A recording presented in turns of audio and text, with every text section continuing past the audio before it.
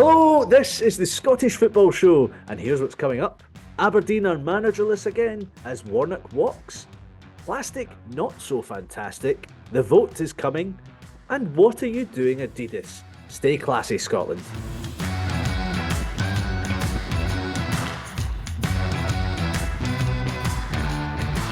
Hello, I'm Andrew Slaven, hot off the heels of the Rangers Hibs Scottish Cup tie. Yeah, I've amazingly made it back in time to my hotel to record this podcast. It's been a vintage weekend, folks, of cup and league action across the board. Imagine being beaten by your ex-boss, by the way, who plays for your local rivals. That is the cinch way for you all. Joining me tonight, sick from all this domestic action and praying for the next international break, it's Tartan Army foot soldier and senior producer at TNT Sports, Laura Brannan. Hello. Hello, how are you? I'm very well. And also, it's Har-Var superstar, the mayhem of Melbourne. It's creative director at Melbourne City FC, Findlay Marks. How are you, pal? I'm really good, thanks. Wishing that I had the flexibility that Harmar Superstar used to have. Do you remember the headstand he used to do on stage? That's a lovely wee throwback mention. I do. Fun fact, I've supported Harmar Superstar live. Stop it. That's amazing. Yeah. Where was that? Have I never told you that? That was at King Tut's back in the day. That's incredible. I knew you were in a band back in the day, but I didn't know you'd supported Harmar Superstar. That's incredible. Yeah, man. Yeah, it was insane. And then we went for drinks at Nice and Sleazy's, classy establishment that it is. Yeah. Oh, I love Sleazy's. One of the best places in Glasgow. Oh, absolutely. Yeah. How was your weekend, Laura? What have you been up to? Looking forward to the week. I'm getting to do a bit of Scottish football, working in Scottish football again. I get to go back. You did a piece with Alan McCoist, didn't you? Yeah, I did a piece with Alan McCoist last week, previewing the first leg of to tie in with the first leg of the Rangers Europa League tie. And then this week coming, I'm getting to go back to Glasgow to cover the game. And I'm actually really looking forward to it. It's my first time at Ibrox on a European night. And yeah, with the tie and the balance at 2 each, I think it's going to be a really, really good atmosphere. But I'm not the only one, am I, Andrew? You were working the Rangers game as well today, so you were back home covering Scottish football as well. I was working both games.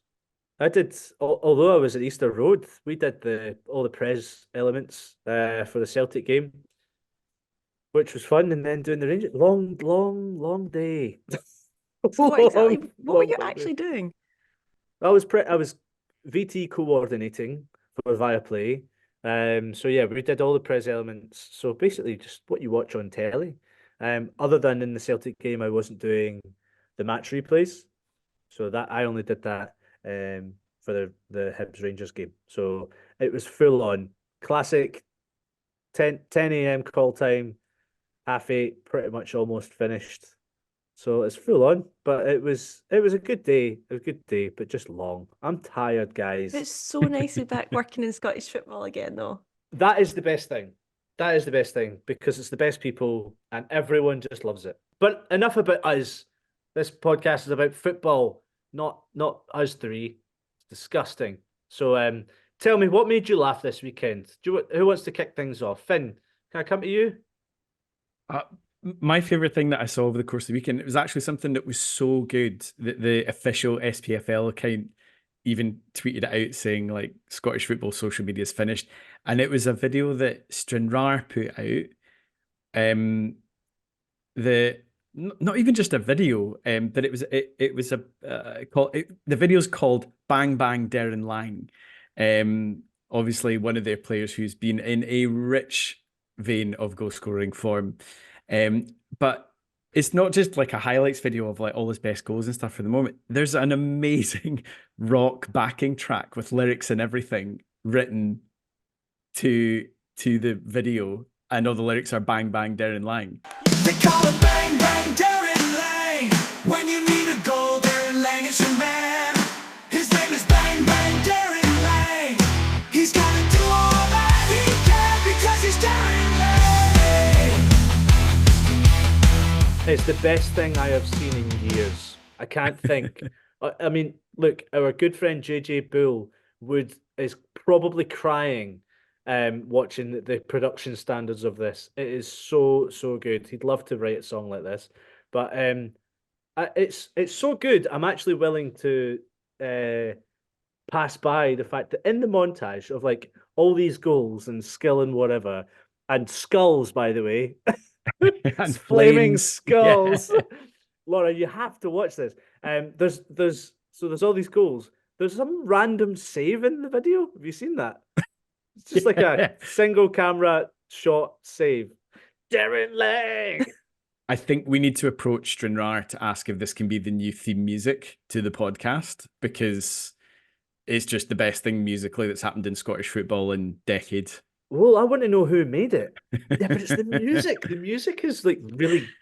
I mean, it's cheesy AF. But Well, I always say want to brand your players, and they're definitely branding their players because we all know about them now. Deryn Lang, bang bang, Deryn Lang. I love it.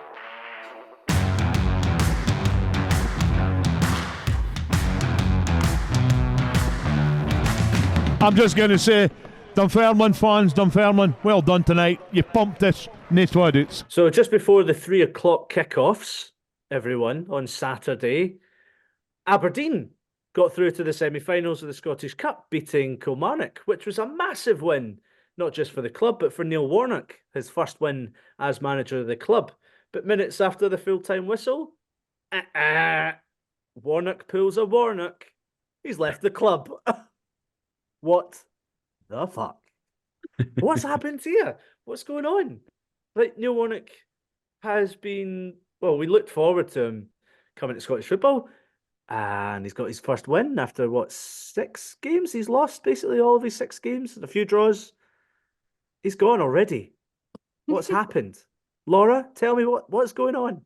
So he came in only a few weeks ago. He only had 8 games in charge, and he only won 2 of them, and they were both in the Scottish Cup as well. So the first one was against Bonnyrigg Rose, and the second one obviously was at the weekend over Kilmarnock. He failed to win all 6 of his league games in charge, though. But let's just go back to when he was appointed at the start of February. Now, this was just to fill a gap. It was very much a temporary job. Nobody expected him to be in it long term. And the way he spoke after the game, he heavily implied that the next manager is lined up to take over. So if the club have been working in the background over the last kind of 4 to 6 weeks to find a manager, and they have found one, there isn't really any reason for him to then stay until the end of the season. This new manager may as well get in as soon as possible so he can get ready, get his feet under the table, and be ready for the close season when he can actually sign players and make it his team. So I don't actually think it's that crazy a story when you actually break it down like that, but on paper it looks wild because it came right after a good win. They obviously he's booked their place at Hampden for the semi-finals, and for such a short time, after such a big build-up of having him in the league, everyone I think was taken by surprise by this, and it was just a bit like, what is going on? Well, the weird thing here then really is that, okay, if the next manager is incoming, you would expect him to be announced probably while everyone's listening to this podcast, because they play again on Wednesday night away to Dundee, Finn. So, like, do you think we should expect a manager in the dugout before the Dundee game? I mean, you could do. Warnock came in and took control pretty quickly. Like, was he not announced, and then less than 24 hours later, he was on his way to Ibrox to manage in the dugout for Aberdeen's trip there.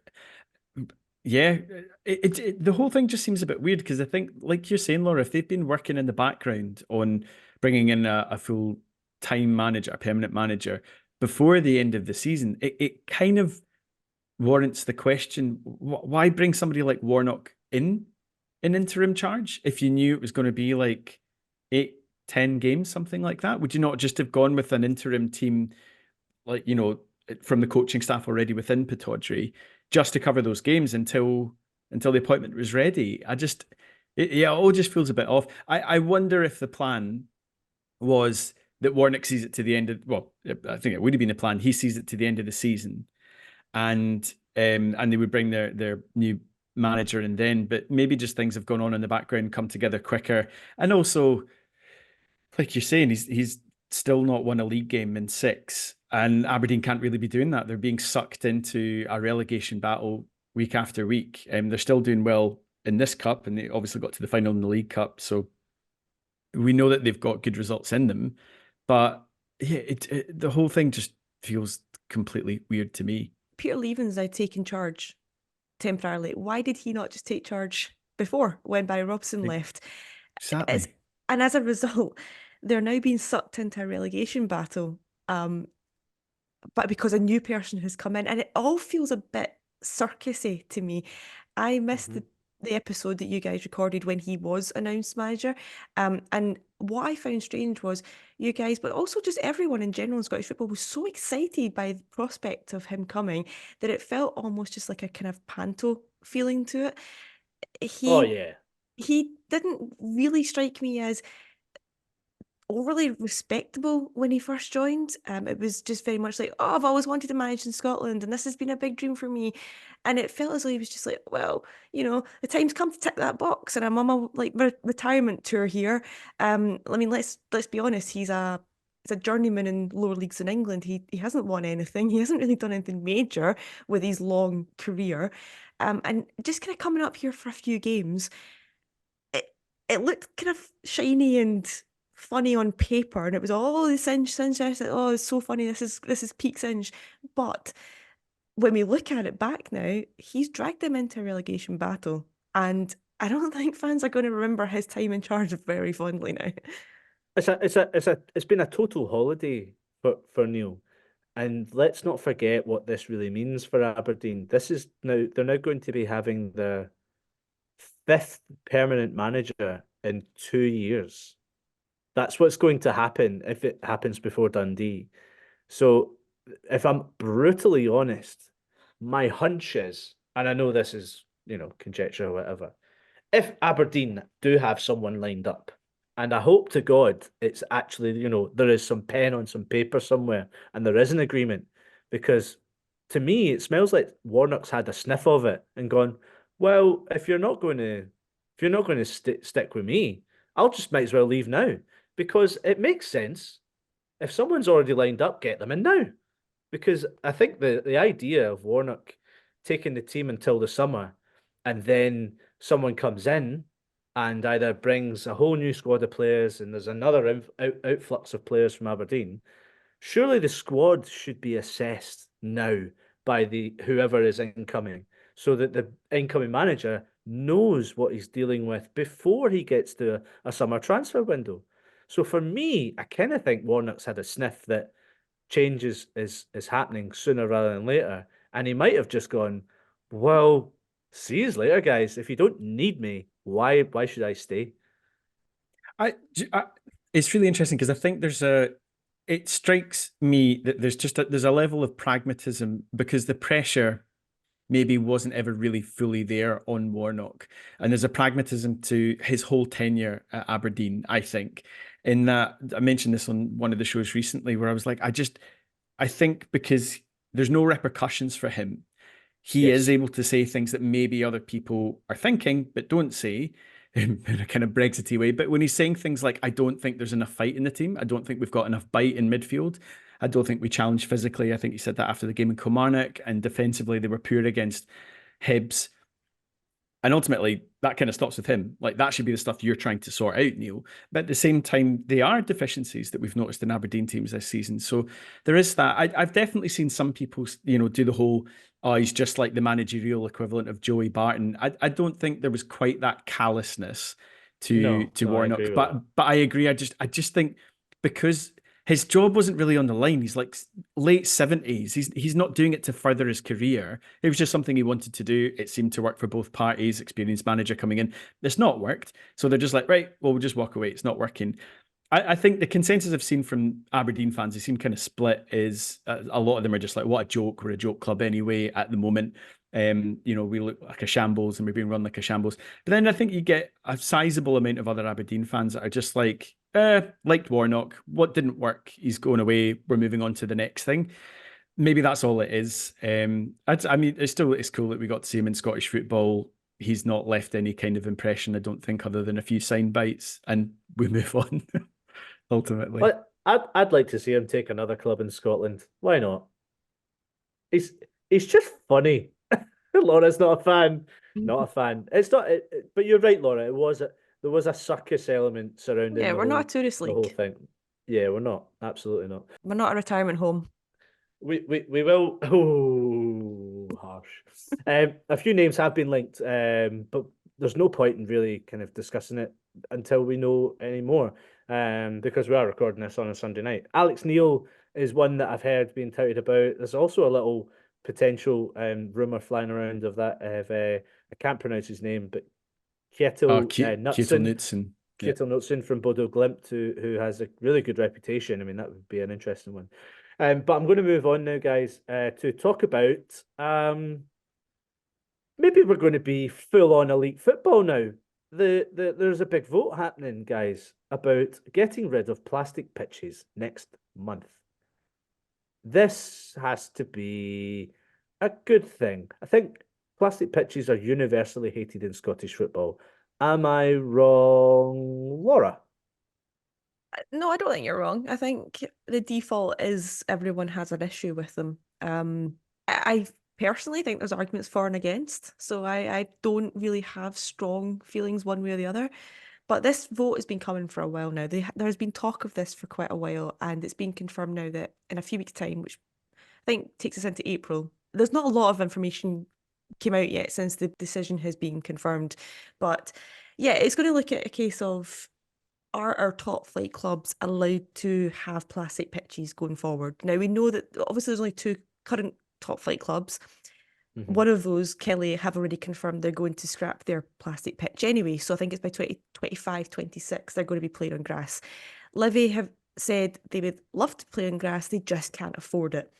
They're like David Martindale's been on record talking about the higher costs for energy bills. Obviously, we've all got the kind of price of living crisis just now. He's been talking about VAR costing the club obviously a lot more in recent years that they hadn't had to contend with before. So they're struggling in terms of the finances. You've also got to look at teams like Wraith Rovers, who are obviously pushing to get promotion right now. They've got a plastic pitch. So how will it impact them as well?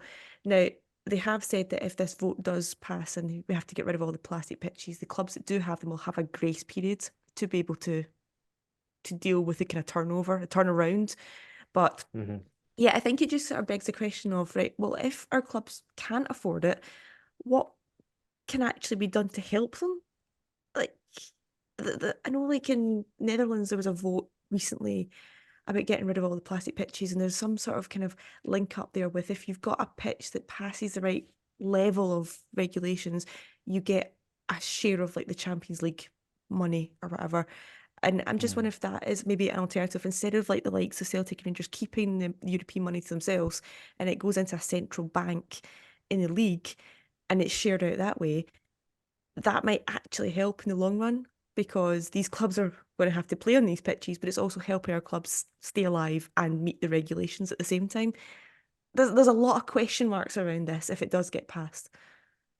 Well, I know, having spoken to clubs in the past who, particularly in the National League, a club like Sutton United had a plastic pitch, got promoted to the English Football League, so had to rip up their pitch. And in the build-up to them being promoted as champions, I remember asking the club, how much is this going to cost?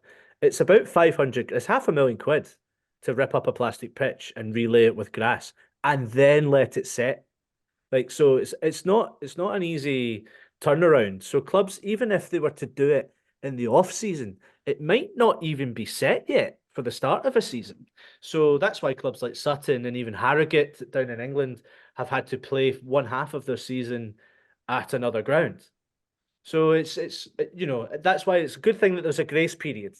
Yeah, I can't see it being passed in the likes of April and then being told that by August they have to have grass. I think this would come in maybe the following season, because even speaking to like the Motherwell groundsman when I was at the club, the pitch would get ripped up literally an hour after the final whistle on the last day of the season. So we're talking like third week in May or something, and they would be working on the pitch right up until the very first game of the season. They'd need 2 full months, and even at that, it wasn't enough for them, and that's to rip up and relay the grass from scratch again. So I think it's too big an ask to be pushing it for next season if it does happen. There used to be like media activities at like Premier League grounds at full time when the season finished, and you get to play like 11-a-side football on like at the Emirates, or in my case, I played at Wembley with Martin Keown as my captain. Day after the day that the Celtic Park pitch was getting ripped up because of the Commonwealth Games in 2014, I actually went to a wedding the day before it, and they let us on the pitch. So we're in like high heels for a wedding, and they're letting you walk on Oh, the wow, pitch, cool. which just felt like I was breaking every rule in my book. But it was still quite cool to be able to like walk on and get a photo in the centre circle, which is something you'd never get to do at a club like Celtic. Finn, this is going to dramatically. Well, will it change our game dramatically, or did it just put us on par with other clubs? Because we know, plastic pitches are used in Europe as well. Look at Young Boys at the Wankdorf. Still one of the best stadium names in European football, isn't it? I think the thing is, even with grass pitches, it's the same with synthetic pitches. There are levels to it, and I think although Young Boys play on a plastic pitch, it is a top level plastic pitch. There's a world of difference between that and, for example, maybe an athletics plastic pitch. Like it's not the same thing. It's not just one size fits all for plastic pitches. The interesting thing is right at the top of this. I don't know if you meant to use this word or not, but you used the word elite. Are we about to return to elite football? And to me, that's the biggest thing in the argument for or against, because you're absolutely right, Laura, when you're saying there are arguments for and against. We know the stuff against, like the movement of the ball is different. It might give some clubs a certain advantage. It can definitely, and there's evidence of this, cause or aggravate injuries. Like we see clubs not playing certain players because they're going to play Kilmarnock or Livy because it'll aggravate injuries. That doesn't seem like a fair advantage either way. It's detrimental because you can't use the best players at your disposal. But then there are definitely arguments for, of course, clubs save money in the long run because they can play and train. There's not as much upkeep. They can make money because they can rent out their pitches with no damage to the pitch. There potentially are less cancellations through winter, although we have seen stadiums with plastic pitches not be thawed out or ready for games. There's also maybe an argument that younger generations only really have experience of playing in plastic. But I think, to me, the biggest argument would be for our top flight, and I think that's what the vote's on. Personally, I don't think we should have plastic pitches in our top flight. It's just part of the setup. If you want to come into the top division and play the best teams, we need the best surfaces. We want to make the best conditions, because in order to sell our game, we need the best kind of product. And when you're going to games where it's a plastic pitch with half empty stands behind it, and that's what's going out on Sky on a Sunday, that's not a good advert for our game. I get the cost thing, but it should be like you're using the Sutton example. If you want to play in the English league system, you have to have a grass pitch. It's just the rules. So I know there's more money down there and it's maybe an easier decision for them to make. But that's my personal opinion. Of course, all clubs will have different feelings on this. But I think if you are wanting to play at the top table, it should be expected of you that you have the best possible playing standards for your staff and for other staffs to come in and play. So that's why it would always be an argument of grass pitches exclusively in the top flight. Just to play devil's advocate, just to close this, I was really surprised by just how much, when I was at West Ham last season, the players were like appalled at the thought of having to play a plastic pitch in one of their Conference League games when they went over to Denmark. And it just made me think, they were so against it. They didn't know how to, what to wear on their boots, like the studs or moldies or whatever. And I just thought, you know what? See when we play England next, take them to Almondvale, take them to Livy, and put them on a plastic pitch, and we will beat them because at least we know how to deal with it. Well, you mentioned internationals. Obviously, we're looking forward to Scotland being in Germany. But there was a leak, not the kind you have in the toilet. Although maybe you would expect to find these kits, these potential football kits, in the toilet. Should we throw them down the toilet? What are your thoughts on these home and away leaked Scotland national tops, potentially for the Euros? These things get leaked all the time. It looks like it's going to be dead set. you guys love your football kits. You're a bit more fanatic than I am. I'm more hating the away top for me. It's mint green and purple. Right, well, let's break it down for those who aren't watching on YouTube and can't see. I knew the number one Scotland fan would be diving in here, even though you're in the Scotland top fan. Right, so for those who aren't watching right now and can't see, and you've He's not so seen this, excited. the home top looks to be like blue top with a pattern. It's not quite a tartan pattern, but it's some sort of lined pattern through it.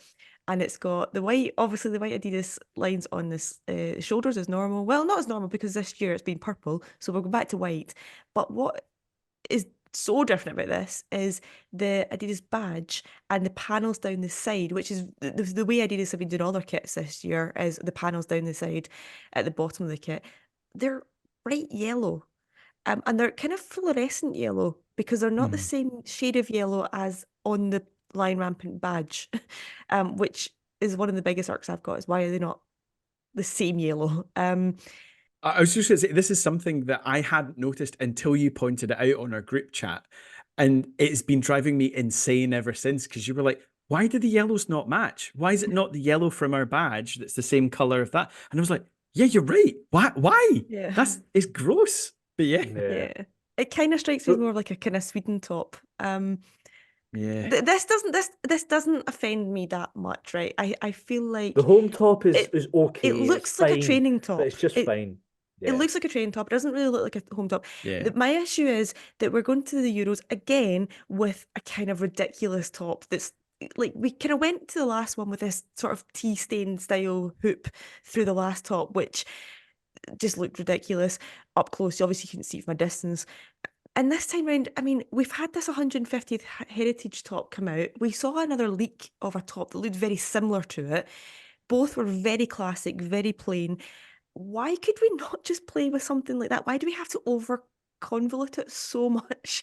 Just I stay think everyone classy. just wants, yeah, everyone just wants it to be plain and simple, and we don't want all this. Like, the thing is, Adidas are not making tops like this. They're going very plain across the board with all their countries this year. So why make it so different for Scotland? That's kind of my issue with it. And the away one, you were saying, in the photo it's been leaked, it's got the labels on it, so it does look like it's real. In the photo it looks white and purple, but somebody's replied saying apparently it's mint green and purple, which, sorry, how's that Scotland colours? Yeah. Puts a sour taste in my mouth. It's just And weird. I don't know if it's supposed to be inspired by something else, maybe like thistle colors or something, which obviously isn't mint green, it's a dark green. But I don't know if you've seen, I'd seen a picture, I think it was of the Belgium away kit, which has been leaked as well. It's basically Tintin's outfit as a football kit, because obviously Tintin's Belgian, and a very celebrated part of their culture, but it's like a kind of sky blue shirt, very plain, and kind of like light jobby brown shorts. And I get, so I don't know if it's supposed to be like a theme that the away kits are some sort of national weird color thing, but I agree with it. I'm just like, how's it Scotland? Like what's this kind of stuff? I feel like such an old man. I feel like Alan Partridge being like, what's wrong with good morning and a firm handshake? It's, like the home kit is blue, the away kit is white or yellow or the pink if you're going to go mental. And that's it. That's our colours. Just do something with that. It's a very easy and fun colour palette to use.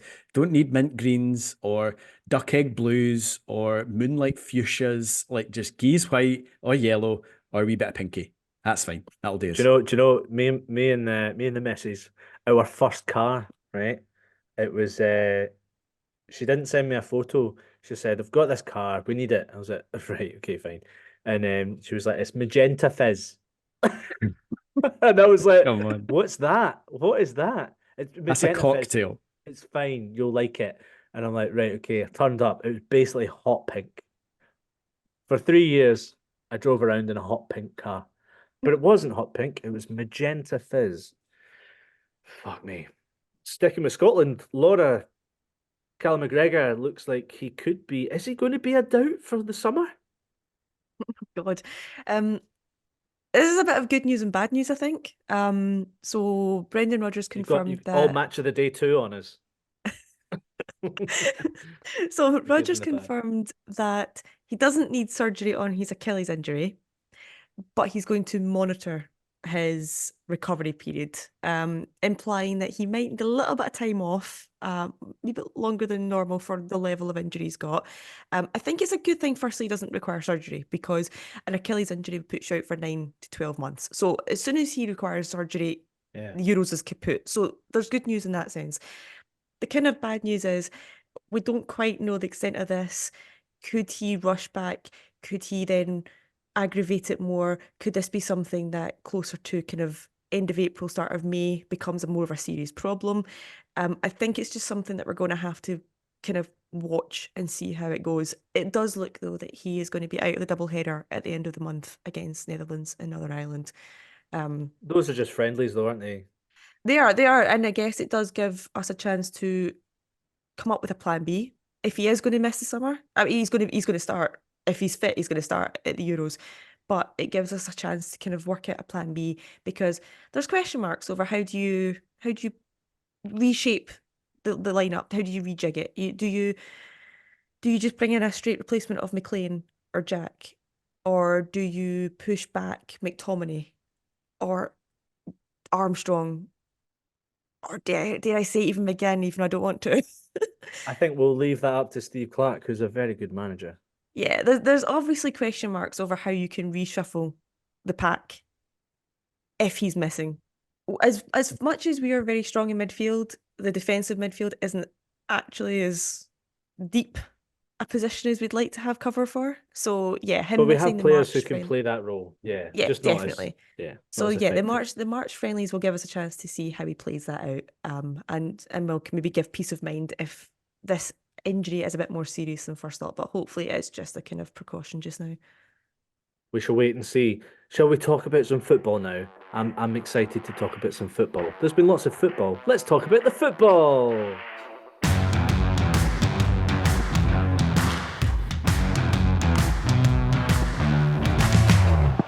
And Marshall has saved!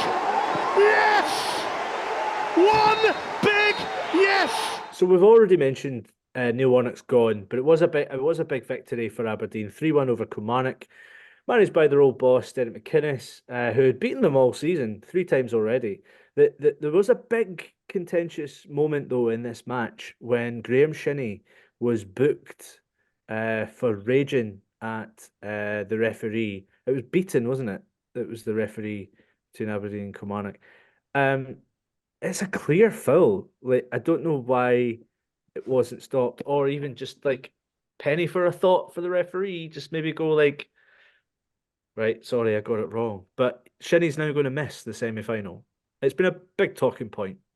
There's also I agree with you, and it must be really frustrating that the player's not been booked for Shinney, because you could clearly see his frustration in the post-match interview. He was shaking his head and looking away and doing all this. But at the same time, like he ran after the referee and was chatting to him the whole time after it happened. It's like, if fair enough, again, it's the frustrations on the pitch. It's just spilled over a little bit.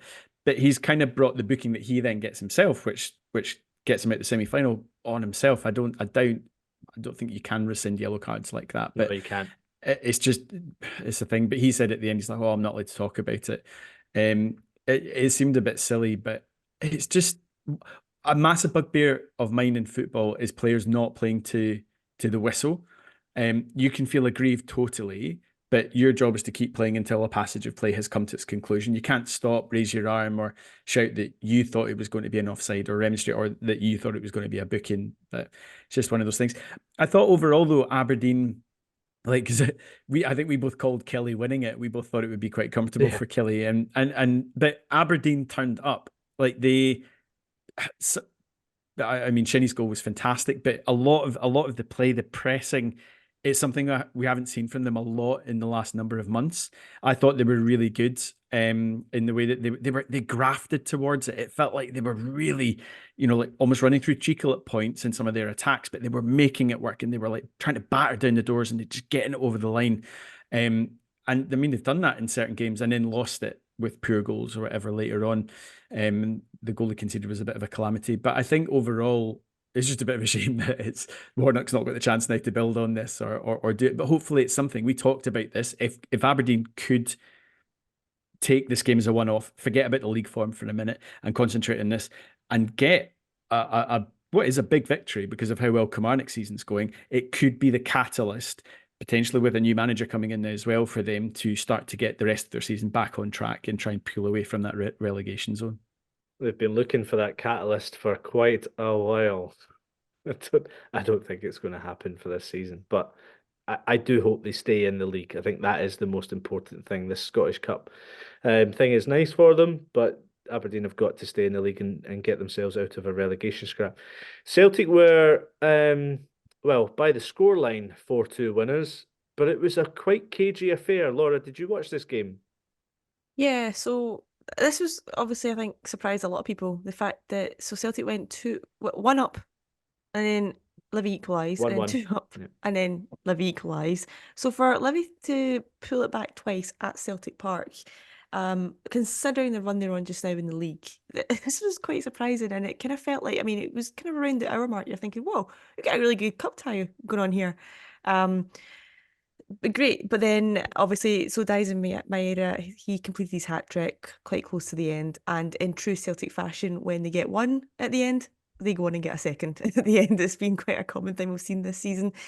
So in the end, I think the scoreline does flatter them a bit, though, and I think Brendan Rodgers also said that as well, that he felt as though the scoreline made it look as though it was an easier day at the office for them. It wasn't. Livy definitely put up a fight here, but considering how things are going just now at Livy, I think even just putting up a fight for the hour was quite impressive in itself. The two goals were like outstanding goals. The first one from Daniel Mackay was honestly, both lads actually, Yengi who got the second, but Mackay the first, put his foot right through it. Celtic have got this real problem in defence. Like, I know Liam Scales has had an amazing like breakthrough season at Celtic, been a total revelation in the level of performance he's having. But I was watching this game, and I kind of just wondered, does Liam Scales maybe just like he does things well, but he does things that maybe players, you know what, like, how do I describe this? He'll go like lunging in to get the ball and tackle and put it out to touch or whatever, and like football fans love that, like, aggression, intensity, and kind of, you know, just winning the ball, and oh, you really worked hard for that.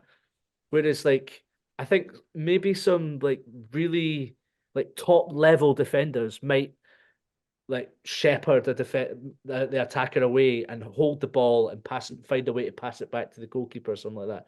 I just wonder with Liam Scales, is he really really good, or is he topped up a bit too much because he does all the blood and thunder stuff quite well? I think he's really good holding the ball, being unchallenged and carrying it and finding a pass. But I just think Celtic have an underlying issue in defence, which doesn't help them the fact that Carter Vickers is in and out the side at the moment because Brendan is trying to manage his recovery. He's definitely not 100%. But the other guys that are available to him, I don't think there's a massive trust level there. It's going to be an issue for Celtic for me. But yeah, I don't know. Do you think I'm on hee-haw McGraw here, William Scales, or? I sometimes wonder if, especially Scottish defenders, when they're playing for the old firm, if they are held under a microscope slightly more than they would be if they were playing for teams outside the old firm. I've certainly noticed maybe similar type comments about John Souttar playing for Rangers at various points, and Scales seems to get it as well at Celtic. So I don't know. It's just it goes with the territory. I think if you're playing for one of those two clubs, every player is probably analysed by supporters and everybody else to a much finer degree than they would be if they were playing for other teams. Whether that's fair or not is by the by. It's just that's the pressure you have to deal with that. And I think because maybe especially for defenders, mistakes tend to be rare, but they tend to be costly. At Rangers or Celtic, so maybe it exacerbates when mistakes do happen, especially if it's a young defender, or maybe in Souttar's case a more experienced defender but has had his injury issues. It's maybe it's a bit unfair to hold him to that higher standard, but it goes with the territory. Yeah, just with Scales, I mean, he was part of the fault for the first goal, that poor clearance. And yeah, I just think some of the areas he just could be a bit more classier is an unfair word to use, because I think he has been excellent this season. I just think, yeah, I've got a question mark on him. Moving on to Hibs Rangers. Obviously, Rangers have got a massive game at Ibrox against Benfica on Thursday in the last 16. But it was a fairly comfortable 2-0 victory for them at Easter Road. I was doing match replays, but see, when you do so much in a game, and given maybe 3 hours since coming off air, I don't remember a lot. So, like, Finn, have you seen much of this game at all? Or Obviously, the major talking points from the game were probably centered around the 2 red cards in 3 minutes that Hibs got. I know Michael Stewart wasn't happy with the penalty that Rangers got as well, which I thought was a penalty. it was a definite penalty. It's just that kind of goes with the territory. But the red cards, the first one I've got some sympathy with, because it's kind of, again, a football cliche, you put your arms up to a player's face, the referee's got a decision. And it's interesting, it was a second yellow, not a straight red, because it's not a red card offence, but you can't do that thing. The second one, I think I'm so glad he didn't make more contact, because it is absolutely outrageous to make that kind of tackle. I think it is. The head was gone. It's completely reckless, out of control. He makes some contact, not a huge amount. I've seen a lot of people saying, "Oh, I didn't even make contact." Irrelevant. It is completely unhinged and uncontrolled. And I was actually in the wake of. I don't think it was quite as bad, but obviously in the Rangers Motherwell game the week before, Dan Casey put in a tackle that's ended up having Ross McCausland stretchered off, which I think as well was dangerous, reckless, and endangered an opponent clearly, because he was stretchered off. This is exactly the same kind of instance, I think, to a far greater degree. But I was really pleased to see the referee straight away out of his pocket make the decision red card, because you cannot make those tackles in the professional game now.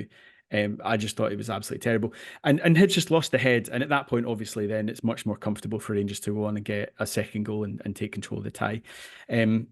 I think Rangers will be glad to have got through it as well, hopefully without any other injuries, going into the big game on Thursday, because that's where all the focus will be on that now.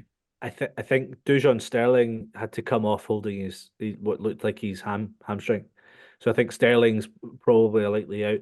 One thing to mention is Martin Boyle. The Hibs have already came out to say that Boyle is in a stable condition. And it's funny, actually, because I looked at my phone after I came off air, and I had texts from Laura going, "Where's the replay for Martin Boyle? Where's the replay? What happened?" What happened? I was going to say, Andrew, can you please tell me what happened? There are many that we know, and we've spoken about it in the past, when really scary things happen in football, and you have to be very mindful and careful of people who have experienced these things and are maybe watching the game. And the thing is, Martin Boyle was down for about 7 minutes before he was stretchered off with oxygen. If he had walked off the pitch, I think you may have seen a replay, because you've seen him get up. If you would have seen him standing and walking, and that is a clear indicator that you look all right. But because he was stretchered off and you didn't know what was going on, it's way better to not have a replay to see what happened. So that's kind of the reason why you wouldn't have seen the replay. But my issue is that when it went to half time and even full time, and they made reference to it, like you just did there, because they knew what happened. You know what happened. I didn't see the incident. I just looked up at the TV and saw that he was down. But nobody has given any sort of context over, is it a heart condition? Is it a head knock? Is it a bad leg break? Literally, has he got a finger hanging off his hand? There needs to be some sort of context to say he's in a bad way, so we're not going to show you the pictures, but it came off the back of this incident. And you don't have to show the incident, but at least give context to it, because I am still none the wiser over what actually has happened. I know Hibs put out a tweet saying he's in a stable condition in hospital. I still don't know what happened. But he was stretchered off with oxygen. It's clearly a head injury, and the way that they were dealing with him. I understand what you're saying. Like, is it neck or is it like brain potentially or whatever?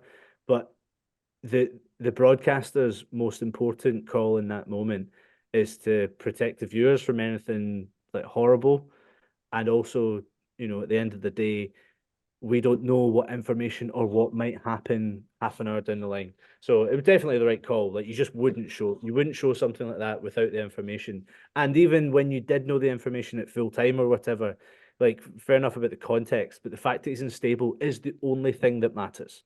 That is all that matters. And you wouldn't show what happened afterwards anyway, because editorially the only thing that matters is the result and how that result was given and what other major talking points were around the game. And by major, I mean the red cards in the match.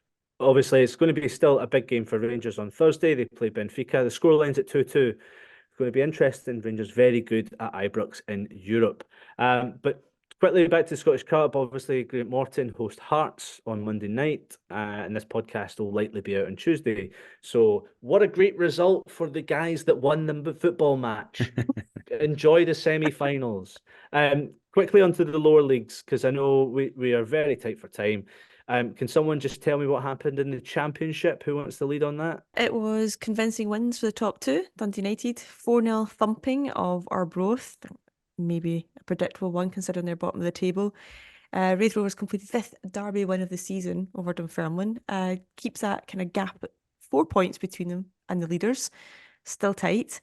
Obviously, Raith Rovers have that game in hand, though, so one to definitely bear in mind. And still all to play for between the rest. There's just 9 points that separate Partick Thistle in 3rd place and Kelly Thistle in 9th. How can you not love the Championship? Oh, it's so good. So I'll just quickly rattle through League One as well, because the biggest talking point for me was the fact that Annan beat Queen of the South 2-1. Absolute jokes, man. The fact that the main point is Willie Gibson, the former Queen of the South manager, who now plays for Annan in midfield, and he bossed it and they won 2-1. Like, that's just a joke that your team's former manager is now playing for another team, not even managing Annan, playing, and he's got one over his old squad. A bit of a sore one for Marvin Bartley, that. Falkirk are still running away with it. 17-point lead they now have over Hamilton, who are in second. They've got a late winner at Stirling. And one more thing about Annan, to be fair, that win did bring them 4 points nearer to Queen of the South. So a potential relegation battle Queens are in. I sound like Yoda. Finn, can you tell me about what happened in League Two? Yeah, well, after spending quite a bit of time bigging it up in the last show between Stenhousemuir and the Spartans, predictably it was 0-0, obviously. So the result actually meant that Peterhead leapfrogged Spartans into 2nd place because they won 2-0 over Stranraer.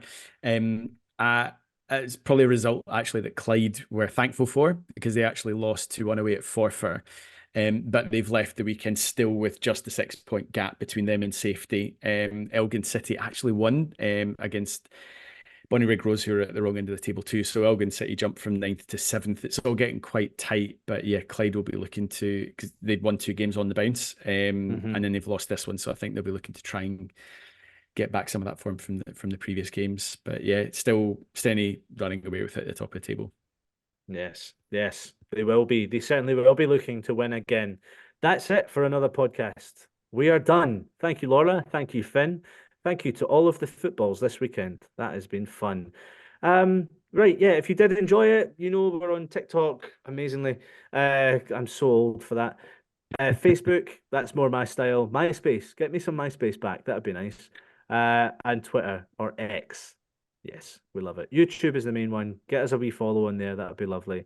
So now, And Instagram. please go away. What? Oh, Instagram. Oh, Instagram. Get on those Instas. Jesus. Right. I'm done. You should be done. Go away. Listen to something else.